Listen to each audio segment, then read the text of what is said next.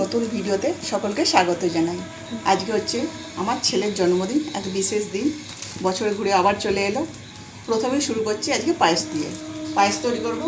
দুধটাকে প্রথমে বসিয়ে দিই, গরম হোক।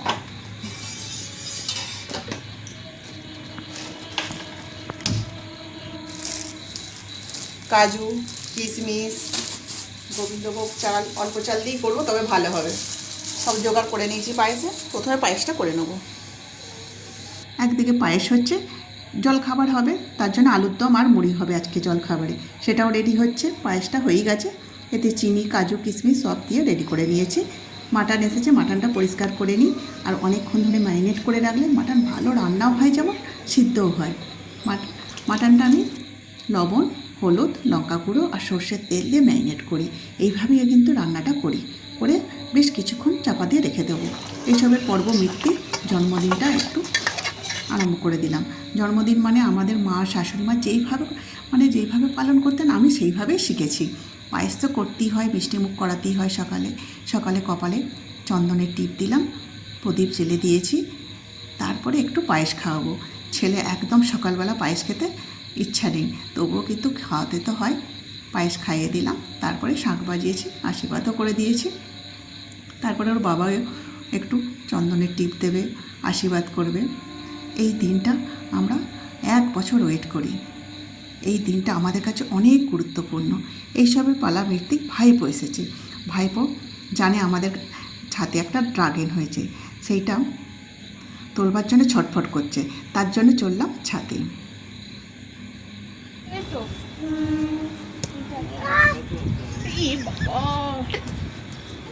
দাঁড়া, কাঁটা আছে। লাগবে না কেন? কাঁটা আছে। কাঁটা দেখ কত বড় ড্রাগন হয়েছে। এদিকে আচ্ছা, দেখে মুখটা কত বড় ড্রাগন। এবার ঘোড়া দেখি তোর দ্বারা হয় কি হবে। হয়েছে হয়েছে হয়েছে। এই তো ছোপাং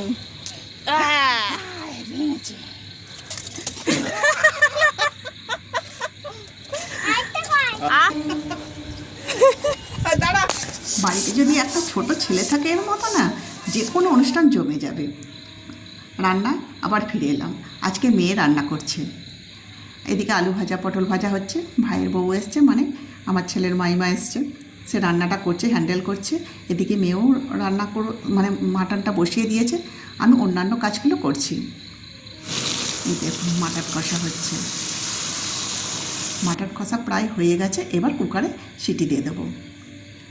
আর এই মাটন যেহেতু হচ্ছে, কলা পাতা তো বাড়িতে, কলা গাছ তো আছেই। 2টো কলা পাতা এর মাঝখানে কেটে নিয়ে চলে আসি।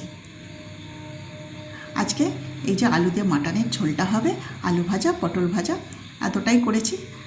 কিন্তু এই যে বাচ্চা ছেলেটা দেখছেন, খুব বদমাইশ। বলছিল প্রথমে খাবো না, যখন এই কলা পাতায় তাকে খেতে দেওয়া হয়েছে না, খুব মনের আনন্দে সে খেয়ে নিল। ওর খাওয়ার পরেই কিন্তু আমাদেরও খাবারটা বার করে দিয়েছি। আমরাও কিন্তু কলা পাতাতেই খেলাম। খুব ভালো লাগলো আর আনন্দও লাগলো। আজকে এই যে মাটনের ঝোল। দুপুরে পর্ব মিটতেই আবার একটা গোপন কথা আছে, সেটা আমার ছেলে কিন্তু জানে না। আমরা একটা সারপ্রাইজ পার্টি দেবো, সেটা বন্ধুবান্ধব সবাই মিলেই হবে। এই যে তারা এসে গেছে। আমি কিন্তু মানে দুপুরে কেন, বিকেলবেলা সব রান্না করে নিয়েছি। ওকে কিন্তু জানতেই দিইনি, সব রেডি করে নিয়েছি। এদিকে দেখুন, তারাও চলে এসছে। জন্মদিনের পার্টিটা আরও কিন্তু দ্বিগুণ হয়ে গেল, আনন্দে ভরে গেল। এই যে বন্ধুরা এলো হঠাৎ করে। আজকে সেরকম কিছু আয়োজন ছিল না, কিন্তু আমরা জানি ওরা আসবে, সেই জন্য আগে থেকেই সব রান্না তো মানে রেডি করে রেখে দিয়েছিলাম। ছেলেও এতে খুব খুশি হলো। সবাই মিলে কেক কাটিং হলো, খাওয়া দাওয়া হলো, স্টার্টার খাওয়া হলো। তারপর আমি নিচে চলে এসেছি। আমার ভাই বাড়ি চলে যাবে ছেলেকে নিয়ে, তার জন্য তাদেরকে আগে খাইয়ে দিলাম। তারপরে এদেরকে নিয়ে একসাথে ছেলেমেয়েরা খেতে বসে গেল বন্ধুবান্ধবদের নিয়ে। আজকে সিম্পল একটা রান্না করেছি। প্লেন রাইস আছে, স্যালাড কাটা আছে, মাটন কষা। এটা আবার আমি মাটনটা আলাদাভাবে রান্না করেছি। তার সাথে মিষ্টি, চাটনি, পাঁপড়, আইসক্রিম সবই আছে। খাওয়া দাওয়ার পর্ব শেষ হতে না হতেই আবার সকলে মিলে বাড়িও চলে গেল।